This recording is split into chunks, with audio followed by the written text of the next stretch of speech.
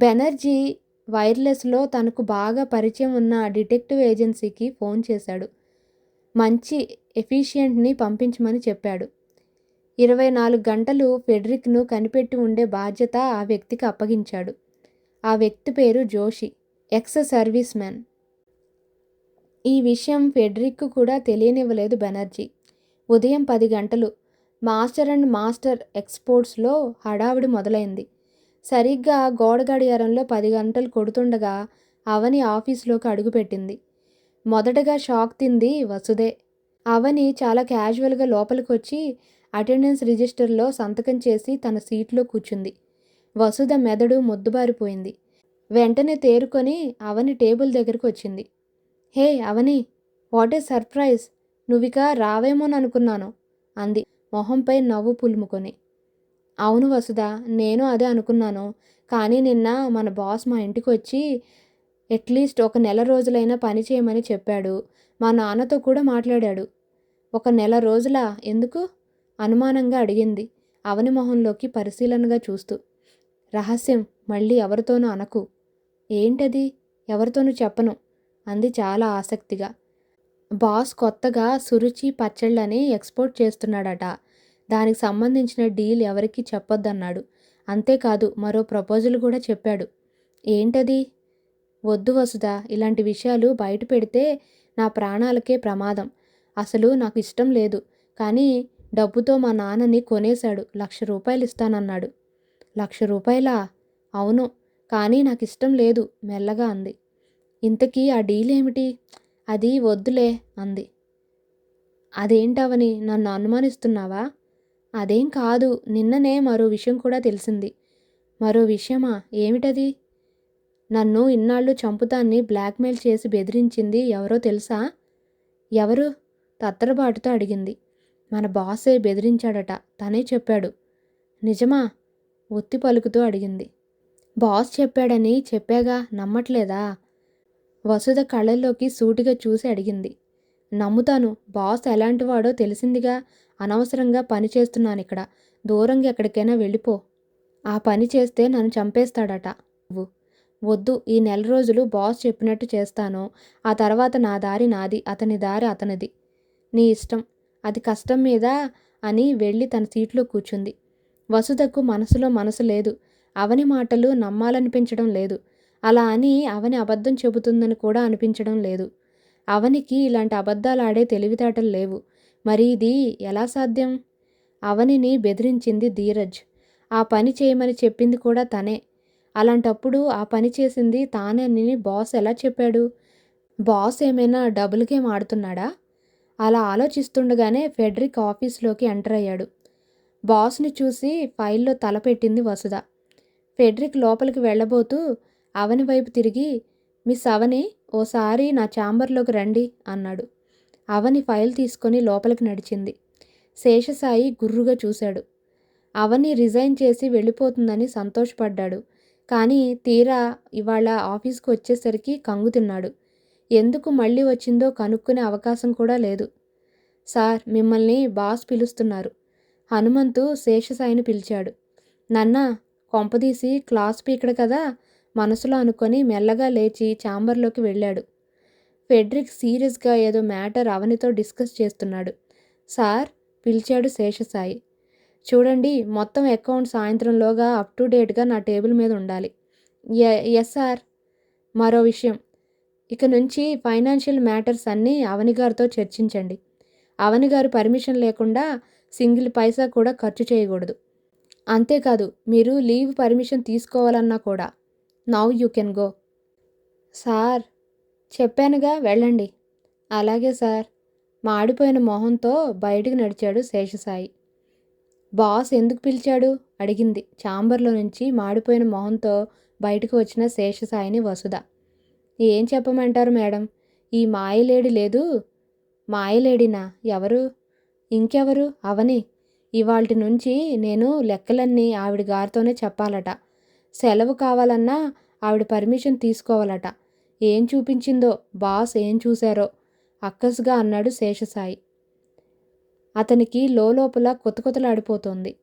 అయినా ఏం చేయలేని నిస్సహాయత. ఈ వయసులో ఇంత మంచి జీతం వచ్చే ఉద్యోగం ఇంకెక్కడా దొరకదు. వసుధ ఆలోచనలో పడింది. అవని చెప్పిన దాంట్లో నిజం ఎంత? బాస్ నిజంగానే ఆవిడ ట్రాప్లో పడ్డాడా? రకరకాల ఆలోచనలతో ఆమె మెదడు వేడెక్కిపోయింది. తనని ఎవరూ గమనించడం లేదని కన్ఫర్మ్ చేసుకొని బయటకు నడిచింది. సరాసరి టెలిఫోన్ బూత్ లోపలికి వెళ్ళింది. ఆమె టెలిఫోన్ బూత్ లోపలికి వెళ్ళగానే అప్పటి వరకు ఆఫీసు ముందు కాపు కాసిన జోషి వసుధను వెంబడించాడు. అకౌంట్స్ అన్నీ క్లియర్గా ఉన్నాయా? తన టేబుల్ ముందు ఉన్న ఫైల్స్ని చూస్తూ అడిగింది శేషసాయిని అవని. ఫైల్స్ తిరగేస్తే తెలుస్తుంది గుర్రుగా అన్నాడు శేషసాయి. నేను అడిగిన దానికి సమాధానం చెబితే చాలు. అనవసరమైన సమాధానాలు నాకు ఇష్టం ఉండవు కటువుగా అంది అవని. అది కాదవని. ఏంటి? నీ పై అఫీషియల్స్ని గౌరవించడం నేర్చుకో అంది కోపంగా. సారీ మేడం అన్నాడు మింగలేక కక్కలేక. అరగంట పాటు శేషసాయిని ప్రశ్నలతో తికమక పెట్టింది. అవని లొసుగులన్నీ ఆరా తీసింది. ఏ చిన్న లెక్క తేడా వచ్చినా గట్టిగా మందలించింది. రేపటి నుంచి ఫైల్స్ క్లియర్గా ఉండాలని, అప్ టు డేట్గా మెయింటైన్ చేయాలని వార్నింగ్ ఇచ్చింది. అన్నింటికీ జీ హుజూర్లా తలూపాడు కుక్కిన పేనులా. ఇక అతను భవిష్యత్తులో అమ్మాయిలను ట్రాప్ చేసే ప్రయత్నం చేయుడు. అవని వసుధ సీటు వైపు చూసింది. అది ఖాళీగా ఉంది. అవనికి అర్థమైంది వసుధ ఎక్కడికి వెళ్ళిందో. క్రితం రోజు రాత్రే ఇన్స్పెక్టర్ బెనర్జీ ఫోన్ చేసి తను ఏం చేయాలో క్లియర్గా చెప్పాడు. అతను చెప్పినట్టే చేసింది. వసుధ బయటకు వచ్చింది. చేతిలో ఉన్న డబ్బులు టెలిఫోన్ బూత్ అతనికిచ్చి ఆఫీస్ వైపు నడిచింది. వసుధ బయటకు రాగానే జోషి బూత్లోకి వెళ్ళి రీడైల్ నొక్కాడు. ఆ నెంబర్ నోట్ చేసుకొని కట్ చేశాడు. అది వసుధ ఇందాక ఫోన్ చేసిన నెంబర్. టైం చూసుకుంది వసుధ. 1 గంట కావస్తోంది. ధీరజ్కు ఫోన్ చేసింది. సాయంత్రం కలుసుకోవాలని చెప్పింది. రాత్రి ఫెడ్రిక్ని చంపడానికి వెళ్ళాడు ధీరజ్. కానీ చివరి క్షణంలో అది మిస్ అయింది. ఫెడ్రిక్ని చంపడానికి వెళ్ళి అతని పెంపుడు కుక్కను మాత్రమే చంపగలిగాడు ధీరజ్. ఫెడ్రిక్ డబుల్ గేమ్ ఆడుతున్నాడన్న డౌట్ క్షణక్షణానికి ఎక్కువవుతోంది. అవనిని ఎంతవరకు నమ్మాలో కూడా అర్థం కావడం లేదు. క్యాంటీన్లోకి వెళ్ళింది వసుధ. అప్పుడే అవని కూడా వచ్చింది. ఓ వెర్రి నవ్వు నవ్వింది అవనిని చూసి వసుధ. ఏ ఎక్కడికి వెళ్ళావు? నీ కోసం చూస్తే సీట్లో లేవు అంది అవని. హెడ్ఏక్గా ఉంటే ట్యాబ్లెట్ తెచ్చుకుందామని వెళ్ళాను. ఇంతకీ బాస్ ఎందుకు పిలిచాడు? అడిగింది వసుధ. ఆఫీస్ ఇన్ఛార్జిగా నిన్ను నియమిస్తున్నాను. ఈ నెల రోజులు నేను చెప్పినట్టు చేయమని అన్నాడు చెప్పింది అవని. ఇదంతా ఎందుకు చేస్తున్నట్టు? తనలో తాను గొనుక్కున్నట్టు అంది వసుధ. అదే నాకు అర్థం కావడం లేదు. మొహం అమాయకంగా పెట్టి అంది అవని.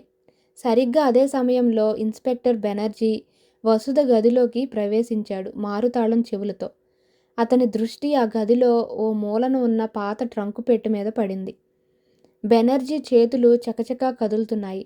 వసుధ బీరువా సూట్ కేసు అన్నీ చూశాడు. అతనికి కావలసిన వివరాలు దొరకలేదు. చివరి ప్రయత్నంగా ఆ ట్రంకు పెట్టె ఓపెన్ చేశాడు.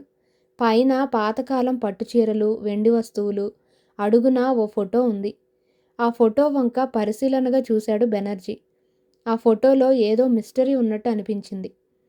ఫోటోను అటు ఇటు తిప్పి చూశాడు. ఫ్రేమ్ కట్టబడి ఉన్న ఫోటో.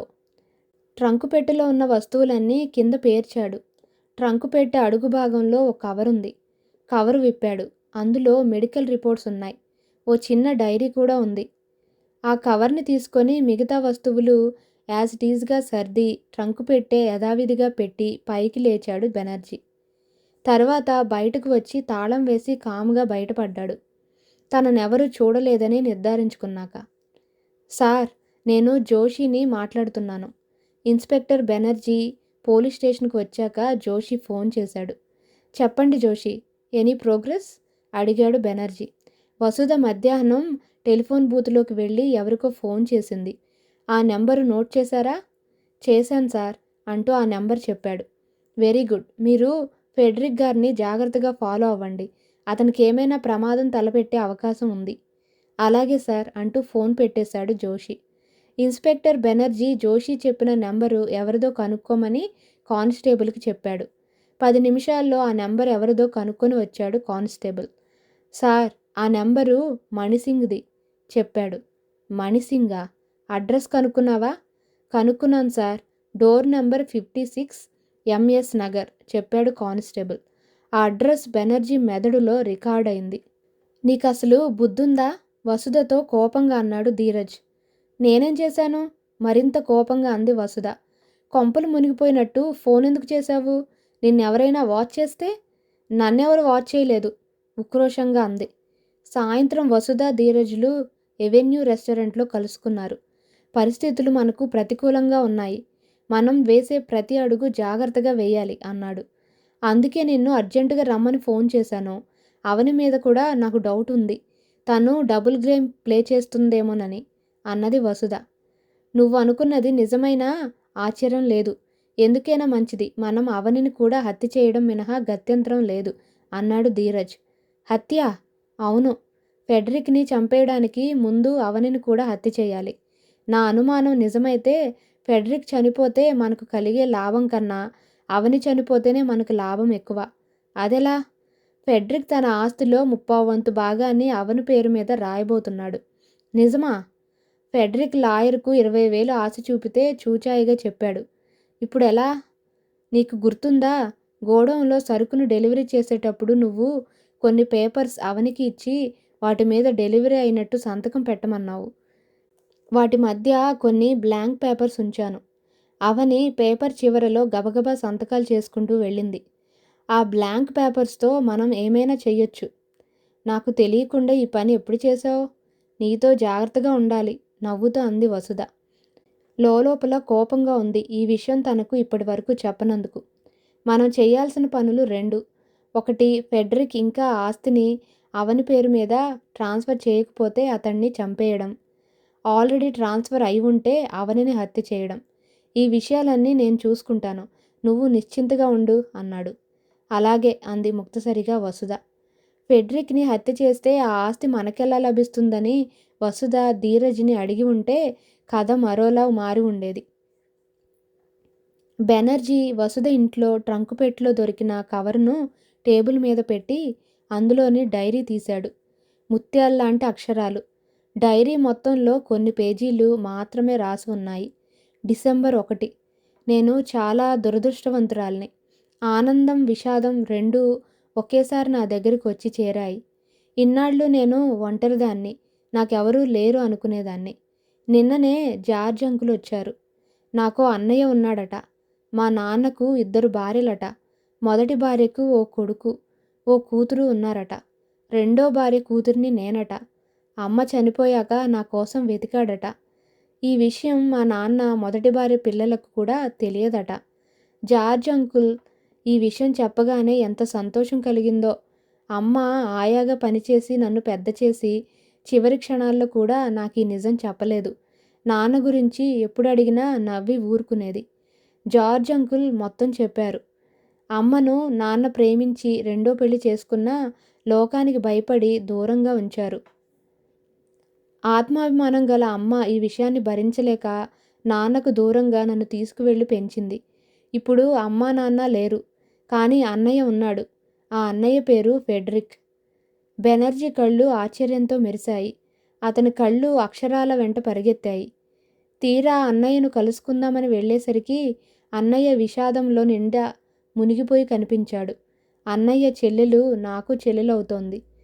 రోజా చనిపోయింది. ఎంత విషాదం! ఈ సమయంలో అన్నయ్యను ఎలా పలకరించును? జనవరి 18. అన్నయ్యను రోజు చూసుకునేదాన్ని. ఒక్కోసారి వెళ్ళి ఓదార్చాలని అనిపించేది. ఇప్పుడు ఒంటరిదాన్ని. ఫిబ్రవరి 24. ఈరోజే ఓ విషాదకరమైన వార్త తెలిసింది. నాకు క్యాన్సర్ అని తెలిసింది. మార్చి 5. నేను ఎక్కువ రోజులు బ్రతకను. నా చివరి క్షణాల్లో అన్నయ్య దగ్గర ఉండాలన్న కోరిక. కానీ మనసు ఒప్పుకోలేదు. నీ చెల్లెల్నే అన్నయ్య అని చెప్పి సంతోషపెట్టి అంతలోనే నేను క్యాన్సర్తో చనిపోతే ఎలాగూ పండుటాకులా రాలిపోయే నేను అన్నయ్యను ఎందుకు బాధ పెట్టాలి? ఏప్రిల్ 9. రోజురోజుకి నా ఆరోగ్యం క్షీణిస్తుంది. మాయా అనే అమ్మాయితో పరిచయం అయింది. నాతో పాటే నా రూమ్లో ఉంది. అద్దె కడతానంది. నాకు వెసులుబాటుగా ఉంటుందని ఒప్పుకున్నాను. నన్ను స్వంత సోదరులా చూసుకుంది. మే 1. నేను ఎక్కువ కాలం బ్రతకను. మాయ ఉదయం వెళ్ళి ఏ అర్ధరాత్రో వస్తుంది. వచ్చేటప్పుడు బోల్డు డబ్బుతో వస్తుంది. బంగారం, నోట్ల కట్టలు, ఆమె సంపాదన చూస్తే నాకు ఆశ్చర్యమేస్తుంది. ఇంత డబ్బు ఉండి నాతో పాటు చిన్న గదిలో ఉండడం ఎందుకో? మే 5. అన్నయ్యను చూడాలనిపించింది. కానీ నా బాధ ఎవరితో చెప్పుకోను? అందుకే మాయతో చెప్పుకున్నాను. తను ఆశ్చర్యపోయింది. మీ అన్నయ్యతో నేను మాట్లాడతాను అంది. వద్దన్నాను. నేను మాయ కలిసి ఫోటో దిగాము. మే 10. ఓ రోజు పోలీసులు మాయ కోసం వచ్చి వెళ్ళారు. నాకు అనుమానం వచ్చి మాయని నిలదీశాను. తను ఏ సమాధానం చెప్పకుండా వెళ్ళింది. మాయ మీద నాకు అనుమానం కలుగుతోంది. మే 11. మాయ ఈరోజు కూడా రాలేదు. ప్రభూ, వచ్చే జన్మలో నన్ను సంపూర్ణ ఆరోగ్యవంతురాలిగా ఫెడ్రిక్ అన్నయ్యకు చెల్లెలుగా పుట్టించు. నేను ఎక్కువ రోజులు గంటలు కూడా బ్రతక్కపోవచ్చు. ఇదే నా చివరి పేజీ కావచ్చు అన్నట్టుగా ఆ పేజీ తర్వాత ఏమీ లేదు. ఇన్స్పెక్టర్ బెనర్జీ మెదడు తీవ్రంగా ఆలోచిస్తుంది. ఆ ట్రంక్ పెట్టే వసుధ అనే అమ్మాయిదని తెలిసింది. అంటే ఇప్పుడున్న వసుధ. ఆ కవర్లో ఉన్న రిపోర్ట్ చూశాడు. రిపోర్ట్ రాసిన డాక్టర్ పేరు చూశాడు. రంగనాథం, 3rd క్రాస్ రోడ్ అని ఉంది. Oh Vasudha, I know her very well. Inspector, తను చనిపోయే వరకు నా పేషెంటే. చాలా అందంగా ఉండేది. ఆ దేవుడు త్వరగా తనను దగ్గరకు రప్పించుకున్నాడు. తను నా క్లినిక్లోనే చనిపోయింది చెప్పాడు డాక్టర్ రంగనాథం. ఎప్పుడో చెప్పగలరా డాక్టర్? బెనర్జీ అడిగాడు. డాక్టర్ పాత రిపోర్ట్స్ తెప్పించాడు. మే 13. ఆ రోజు తను అతి కష్టం మీద నా క్లినిక్ వచ్చింది. తన సామాన్లు అన్నీ అమ్మేసిందట. ఒక ట్రంక్ పెట్టె తప్ప తన ఆస్తి ఏమీ లేదని నా చేతిలో కొద్దిపాటి డబ్బు పెట్టింది. మీరు నమ్మరు గానీ నాకు ఏడుపు వచ్చేసింది. చనిపోయే ముందు కూడా ఎంత గుండె నిబ్బరమో. ఆ రోజు తన ఫ్యూనరల్కు నాకిచ్చిన డబ్బు ఇంకా నా దగ్గరే ఉంది. మధ్యాహ్నం 3 గంటలకు she was no more. Doctor కంఠం రుద్ధమైంది. థ్యాంక్ యూ డాక్టర్ అని లేచాడు బెనర్జీ. బెనర్జీ మనసులో ఉన్న ఒక్కో అనుమానం పొర విడిపోతుంది. వసుధ చనిపోయింది. వసుధతో పాటు దిగిన మాయ ఫోటో వైపు చూశాడు. వసుధ పోలికలు కొన్ని మాయలో కనిపిస్తున్నాయి. బస్టాప్లో నిలబడి ఉంది వసుధ. ధీరజ్ వెళ్ళిపోయాక ఆటో కోసం చూసింది. ధీరజ్ తనని స్కూటర్ మీద దిగబెడతానన్నా తనే వద్దంది. ఆటోలు రావడం లేదు. స్ట్రైక్ అని తెలిసింది. బస్సులు రావడం లేదు. రాత్రి కావడం వల్ల, అందులోనూ చలికాలం కావడం వల్ల బస్టాప్ నిర్మానుష్యంగా ఉంది. ఇంతలో ఓ దృఢకాయుడు అక్కడికి వచ్చాడు. తాగి ఉన్నట్టుంది అతని వాలకం. ఏయ్ పిల్లా, వస్తావా అడిగాడు వసుధనే. వసుధ మొహం కోపంతో ఎర్రబడింది. ఏయ్, ఒళ్ళెలా ఉంది? తన కాలికి ఉన్న చెప్పు తీయబోతూ అడిగింది. ఏంటే తెగ రెచ్చిపోతున్నావు అంటూ టకీమని బొడ్లో నుంచి కత్తి తీశాడు. వసుధ భయపడిపోయింది. తను బెదిరిస్తే బెదిరిపోతాడేమోననుకుంది. చుట్టూ చూసింది. జనం కూడా ఎక్కువగా లేరు. ఏయ్, ఏం చేస్తావు? అరుస్తాను. అరిచానంటే జనం వచ్చి నిన్ను తుక్కు కింద కొట్టేస్తారు తెలుసా? పైకి గాంభీర్యం నటిస్తూ అంది లోపల భయపడుతూనే. ఏది అరువు చూద్దాం అంటూ చేతిలో ఉన్న కత్తితో వసుధ చేతి మీద గాయం చేశాడు. గట్టిగా అరిచింది వసుధ. జనం గుమిగూడటంతో ఆ దృఢకాయుడు జారుకున్నాడు. ఏమైందమ్మా అంటూ జనం వచ్చేశారు. చేయి గీరుకుపోయి రక్తం కారుతుంది. ఎవడో బెదిరించాడు అంది బాధను పళ్ళ బిగువన భరిస్తూ. జనం ఎంత వెతికినా కనిపించలేదు. ఆ దృఢకాయుడు జోషి. వసుధ కర్చీఫ్ని చేతికి కట్టుకుంది. సార్, బ్లడ్ రిపోర్ట్ వచ్చింది. రౌడీలా వెళ్ళి బెదిరించాను. ఏమాత్రం అనుమానం రాలేదు. కత్తితో మెల్లిగా చిన్న గాయం చేశాను. పెద్ద ప్రమాదం ఏమీ ఉండదు. కత్తికి అంటిన రక్తాన్ని ల్యాబ్కు పంపించాను. ఆమె రక్తం గ్రూప్ బి అంటూ బ్లడ్ రిపోర్ట్ ఇచ్చాడు జోషి. బెనర్జీ అభినందనపూర్వకంగా చూశాడు జోషి వైపు. వెరీ గుడ్, చెప్పిన పని చాలా పర్ఫెక్ట్గా చేశారు. Thank you sir, it's my duty అన్నాడు వినయంగా జోషి. బెనర్జీ వెంటనే వసుధ బ్లడ్ రిపోర్ట్ తీసి చూశాడు. వసుధది ఏ గ్రూప్. మిస్టరీ మెల్లమెల్లగా విడిపోతున్నట్టు అనిపించింది. ఇప్పుడున్న అమ్మాయి వసుధ కాదు, ఆ పేరు పెట్టుకున్న మాయ. అవని పేపర్ చదువుకుంటున్నది. అప్పటికే అందరూ అన్నాలు తిని పడుకున్నారు. డుంబు హాయిగా నిద్రపోతున్నాడు. సరిగ్గా అప్పుడు ఫోన్ మోగింది. అవని ఫోన్ ఎత్తింది. డబుల్ గేమ్ ఆడుతున్నావా? మర్యాదగా ఈ ఊరు వదిలి వెళ్ళిపో. లేదంటే నీ కుటుంబం మొత్తం బాంబు పేలుళ్ళలో చనిపోతుంది. అటువైపు నుంచి అదే బొంగురు గొంతు. చాలా సంతోషం. ఆ పని చెయ్యి. నీ గురించి మొత్తం తెలిసిపోయింది. నువ్వు ఫెడరిక్వని తెలిసాక కూడా ఇంకా నాటకాలెందుకు? కావాలనే అంది అవని. నేను నేను ఫెడరిక్నా? కాదా? మరి ఇందాకే ఫోన్ చేసి అంతా మర్చిపో అవని అన్నావు. ఇప్పుడు ఇదేంటి? ఇలా చేస్తే మీరు చెప్పిన నాటకం ఆడను బింకంగా అంది అవని. వెంటనే ఫోన్ డిస్కనెక్ట్ అయింది. అబ్జర్వేషన్లో ఉంచబడ్డ ఆ ఫోను ద్వారా చకచకా వివరాలు బయటకొచ్చాయి. ఆ ఫోను ఎంఎస్ నగర్ నుంచి అని, ఆ ఫోన్ ఓనర్ మణిసింగ్ అని, డోర్ నంబర్ 56 అని తెలిసింది. బెనర్జీ రంగాన్ని సిద్ధం చేశాడు. ఎస్ ఇన్స్పెక్టర్, ఈ అమ్మాయికి ప్లాస్టిక్ సర్జరీ చేసింది నేనే. బట్ ఈ కేసు విషయంలో నన్ను కోర్టుల చుట్టూ తిప్పొద్దు. డబ్బుకు ఆశపడి ఈ కేసును అనఫీషియల్గా డీల్ చేశాను. ఈ అమ్మాయితో పాటు మరో వ్యక్తి కూడా వచ్చాడు చెప్పాడు ఆ సర్జన్. ఇన్స్పెక్టర్ బెనర్జీ సిటీలో ప్లాస్టిక్ సర్జరీ చేసే డాక్టర్స్ లిస్ట్ తయారు చేసి విడివిడిగా బెదిరించి కొందరిని పొలైట్గా మరికొందరిని ఇంటరాగేట్ చేశాడు. చివరికి ఓ సర్జన్ అసలు విషయం చెప్పాడు. మాయకు తనే ప్లాస్టిక్ సర్జరీ చేసినట్టు ఒప్పుకున్నాడు. వసుధ తీవ్రంగా ఆలోచిస్తోంది. ఆమెకు ధీరజ్ మీద అనుమానం క్షణక్షణానికి పెరిగిపోతోంది. తనకు తెలియకుండా అవనితో అతను బ్లాంక్ పేపర్స్ మీద సంతకం పెట్టించుకున్నాడు. తనని కూడా మోసం చేస్తాడా? తనతో పాటు మోసాలు, దొంగతనాలు చేసిన ధీరజ్లో మార్పు కనిపిస్తోంది. అతనికి డబ్బు మీద ఆశ పెరుగుతున్నది. పోలీసులు తననే వెంబడిస్తున్నారన్న విషయం తెలుసుకొని తను వసుధ ఇంట్లో తలదాచుకుంది. కానీ వసుధకు కూడా అనుమానం వచ్చింది.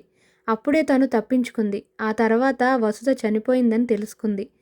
నా వాళ్ళు అనే వాళ్ళెవరూ లేని వసుధ రూపంలోకి తను మారింది. తను ఫోటోలు అన్నీ పోలీస్ స్టేషన్కి పంపించబడ్డాయి. తన రూపురేఖలు శాశ్వతంగా మార్చేసుకుంటే తప్ప లాభం లేదు. తనకు వసుధకు రూపురేఖలు కలుస్తాయి. తను ప్లాస్టిక్ సర్జరీ చేయించుకొని వసుధ చనిపోయాక తను వసుధ అవతారం ఎత్తింది. మాయ నుంచి వసుధగా మారింది. చిల్లర దొంగతనాలు, మోసాల కన్నా ఫెడ్రిక్ ఆస్తికే కన్నం వేయాలని ప్రయత్నించింది. తనే వసుధ అని చెప్పి ఫెడ్రిక్ని నమ్మించాలనుకుంది. అలా కాదు, మొత్తానికే ఫెడ్రిక్ని లేపేసి ఆ ఆస్తి దక్కించుకుందామని ధీరజ్ చెప్పాడు. తీరా అతన్ని చంపాలనుకున్న సమయంలో ఫెడ్రిక్ ఆస్తి అవని పేరు మీద రాయబోతున్నట్టు తెలిసింది. మాయ ఆలోచనలో పడిపోయింది. ధీరజ్ని ఎంతవరకు నమ్మచ్చు? ఫెడరిక్ని చంపేస్తే ఆస్తి మొత్తం తనదవుతుందని చెప్పాడు ధీరజ్. కానీ ఎలా? సరిగ్గా అప్పుడే ఫోన్ మోగింది. హలో అంది రిసీవర్ ఎత్తి. హలో మిస్ మాయా. ఉలిక్కి పడింది వసుధల అప్పటి వరకు అందరినీ నమ్మించిన మాయ. భయపడకు, నేను నీలా ఒకప్పుడు పెద్ద చీట్ని. నువ్వు ధీరజ్ని నమ్మి నిండా మునిగిపోతున్నావు. పిచ్చిమాయా, వసుధ వేషం వేసిన నువ్వు నేనే వసుధను అని ఫెడ్రిక్తో చెప్తే ఆస్తిలో సగం దక్కేది. ధీరజ్ మాటలు విని భ్రమలో ఉన్నావు. నీకో విషయం తెలుసా మిస్ మాయా? ధీరజ్ ఫెడ్రిక్ను చంపితే నీకేంటి లాభం? ఫెడ్రిక్ ఆస్తి మొత్తం నీకెలా వస్తుంది? ఆలోచించు మాయా. నీకో షాకింగ్ విషయం చెప్పనా? ఫెడ్రిక్ తన ఆస్తిలో కొంత భాగాన్ని 2 నెలల క్రితమే ఓ ఆశ్రమానికి రాసేశాడు. ఆ ఆశ్రమం ఎవరిదో తెలుసుగా? కృష్ణశర్మ. మాయ చేతిలోని రిసీవర్ కిందకి జారిపోయింది.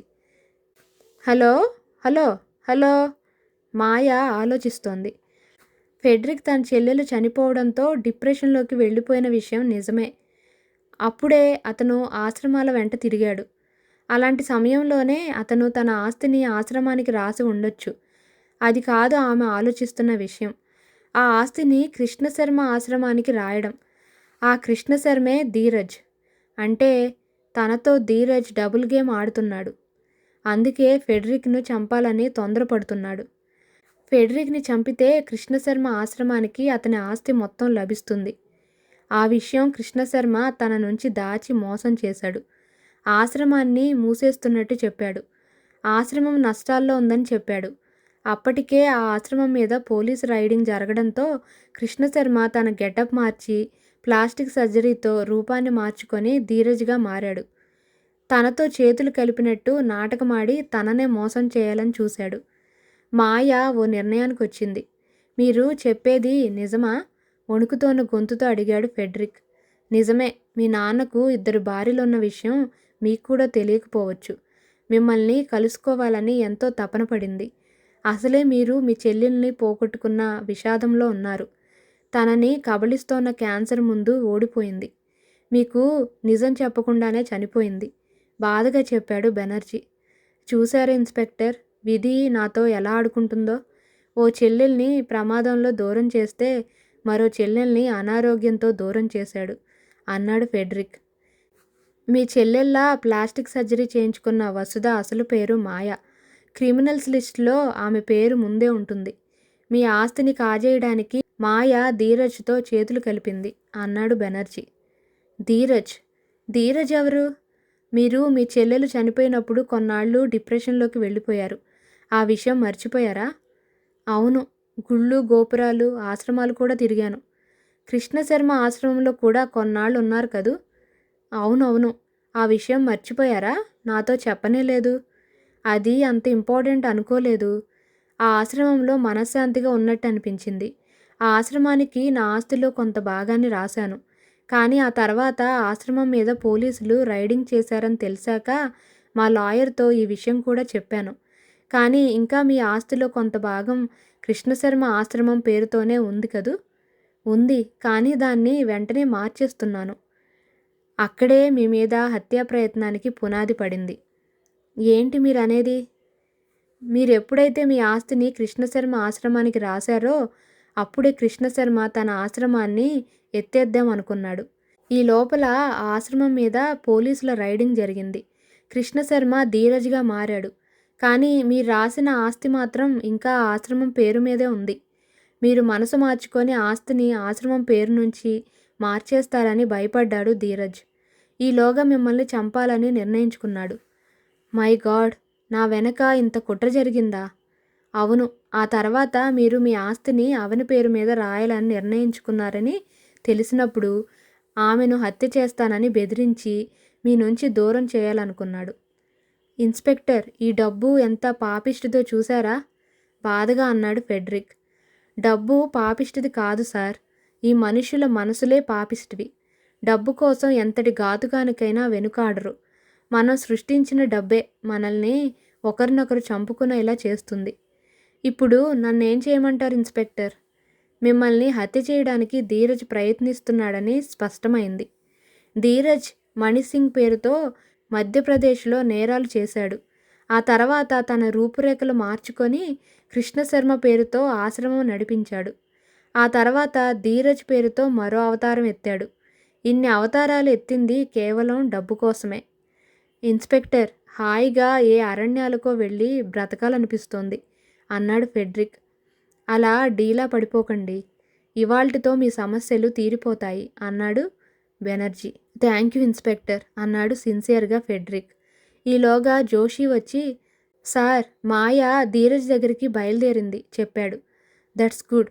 మీరు ఆ ఇంటిని వాచ్ చేయండి. ఈలోగా నేను పోలీసులతో ఆ ఇంటిని చుట్టుముడతాను చెప్పాడు బెనర్జీ. హలో ధీరజ్. తలుపు తోసుకొని వచ్చిన మాయను చూసి షాక్ తిన్నాడు ధీరజ్. అదేంటి ధీరజ్, ఆశ్చర్యపోతావు? నేనేమైనా రాకూడని సమయంలో వచ్చానా? అంది మాయ. చచా, అదేంటి మాయ అలాగంటావు? ఫెడ్రిక్ని ఎలా చంపాలా అని ప్లాన్ వేస్తున్నాను. అవని చాలా కన్ఫ్యూజింగ్గా మాట్లాడింది. వెంటనే ఎంక్వైరీ మొదలుపెట్టాను. అవని డబుల్ గేమ్ ఆడుతున్నదని అర్థమైంది. ఫెడ్రిక్ని చంపడమే మిగిలింది. అవనిని, ఫెడ్రిక్ని ఒకేసారి చంపడానికి ప్లాన్ వేశాను. ఇవాళ రాత్రే ముహూర్తం అన్నాడు ధీరజ్ ఉరఫ్ కృష్ణశర్మ ఉరఫ్ మణిసింగ్. Well said Dheeraj. ఈ హ్యాపీ అకేషన్ని ఈ విస్కీతో ఎంజాయ్ చేద్దాం. విస్కీనా? అవును ఫ్రెండ్, చాలా రోజులైంది కదూ మనం మందు కొట్టి. అఫ్కోర్స్ నువ్వు అప్పుడప్పుడు టచ్ చేస్తున్నావనుకో అంటూ తన హ్యాండ్ బ్యాగ్లో నుంచి విస్కీ బాటిల్ తీసింది. టీపాయ్ మీద ఉన్న 2 గ్లాసుల్లోకి విస్కీని వంపింది. రా అయితే బాగోదు, నేను సోడా తెస్తానుండు అంటూ లోపలి గదిలోకి వెళ్ళాడు. ధీరజ్ అటు వెళ్ళగానే తన హ్యాండ్ బ్యాగ్లో ఉన్న పాయిజన్ సీసా తీసి అందులోని విషాన్ని ధీరజ్ గ్లాసులోకి వంపింది. ధీరజ్ ఫ్రిడ్జ్ ఓపెన్ చేసి అందులో నుంచి 2 బిస్లరీ సోడాలు తీశాడు. ఓపెనర్తో ఓపెన్ చేశాడు. ఫ్రిడ్జ్కు పక్కనే ఉన్న ఓ చిన్న ప్యాకెట్ తీసుకున్నాడు. అతని పెదవుల మీద క్రూరమైన నవ్వు. మాయా, ఈ రోజుతో నువ్వు ఫినిష్. ఈ పాయిజన్ని సోడాలో కలిపి విస్కీలో కలిపితే నీ గొంతులోకి దిగిన విస్కీ నీ ప్రాణాలనే తీస్తుంది.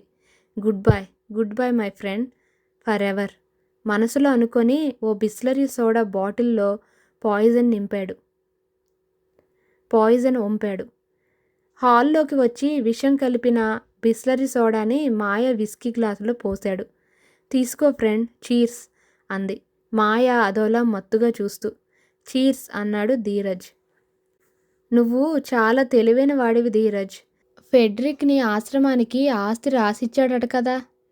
3వ రౌండ్ పూర్తి అవుతుండగా అంది మాయ. ఒక్క క్షణం గతుక్కుమన్నాడు. ఏంటి ధీరజ్, నన్నే మోసం చేస్తావా?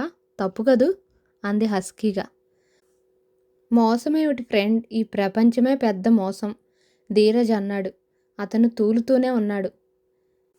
యూ చీట్, నన్ను మోసం చేసావు కదూ సడన్గా గొంతు పెంచి అంది మాయ. ఏయ్, ఏంటే వాగుతున్నావు? ధీరజ్ గొంతు పెరిగింది. అరవకు, నన్నే మోసం చేస్తావా? నీ పని ఫినిష్. నిన్ను చంపి ఆ తర్వాత ఫెడ్రిక్ దగ్గరికి వెళ్ళి నేనే నీ చెల్లెలు వసుదనని చెప్పి ఆస్తినంతా నేనే అనుభవిస్తాను. Goodbye my friend, sorry. Goodbye my dear enemy అంది మాయ. నాకు నువ్వు గుడ్ బై చెప్పడం కాదు, నీకు నేను గుడ్ బై చెప్తున్నాను. నీకు తెలుసా, నువ్వు ఇప్పుడు తాగింది మామూలు విస్కీ అనుకుంటున్నావా?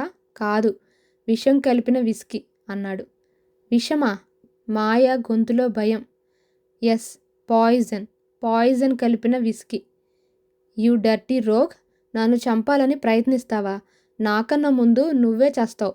నీ గొంతులో దిగిన విస్కీలో కూడా విషం ఉంది అంది. అప్పటికే విషం ధీరజ్ శరీరంలో ప్రవేశించింది. నొరుగులు కక్కుతోంది మాయ. కొద్ది క్షణాల్లో ఇద్దరూ నొరుగులు కక్కుకున్నారు. వాళ్ళ ప్రాణాలు అనంతవాయువుల్లో కలిసిపోయాయి. ఇన్స్పెక్టర్ బెనర్జీ ధీరజ్ ఇంటి తలుపు తట్టాడు. లోపల నుంచి గొళ్ళెం పెట్టి ఉంది. Mister Dheeraj, open the door అరిచాడు బెనర్జీ. లోపల నుంచి సమాధానం లేదు. మళ్ళీ అరిచాడు Banerjee. No response. Something wrong, తలుపుల్ని బద్దలు కొట్టండి ఆదేశించాడు కానిస్టేబుళ్ళని బెనర్జీ. కానిస్టేబుళ్ళు తలుపులు విరగ్గొట్టి లోపలికి అడుగుపెట్టారు. నొరగలు కక్కుకొని నేల మీద పడి ఉన్న మాయా, ధీరజ్ మృత కళేబరాలు కనిపించాయి. సారీ ఇన్స్పెక్టర్, వాళ్ళు చనిపోయారు. విస్కీలో కలిపిన విషం తాగారు చెప్పాడు డాక్టర్ ధీరజ్ని మాయని పరీక్షించి. ట్రాజడీ. డబ్బు కోసం ఇద్దరు చేతులు కలిపి చెడు మార్గంలో ప్రయాణించి చివరికి ఒకరిని మరొకరు అనుమానించుకొని ఒకరినొకరు మోసం చేసుకొని చచ్చారు అన్నాడు బెనర్జీ. అంగరంగ వైభవంగా అవని, అనిరుద్రల పెళ్లి జరిగింది. రిసెప్షన్కు చీఫ్ గెస్ట్గా ఇన్స్పెక్టర్ బెనర్జీ, ప్రత్యేక అతిథి జోషి. రిసెప్షన్ పెద్ద ఫెడ్రిక్. రమేష్ అందర్నీ పేరు పేరున పలకరిస్తున్నాడు. ఆపరేషన్ మర్డర్ ముగిసింది. ఆపరేషన్ హనీమూన్కు నూతన దంపతులను పంపించడమే మా డ్యూటీ అన్నాడు బెనర్జీ ఫెడ్రిక్తో. వాళ్ళ హనీమూన్ స్విట్జర్లాండ్లో. ఏమంటావమ్మా అడిగాడు ఫెడ్రిక్. మీ ఇష్టం అన్నయ్య అంది అవని సిగ్గుగా.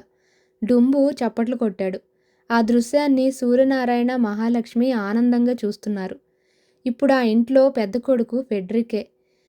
అనిరుద్ర అవని భుజం చుట్టూ చేయేసి దగ్గరగా తీసుకున్నాడు.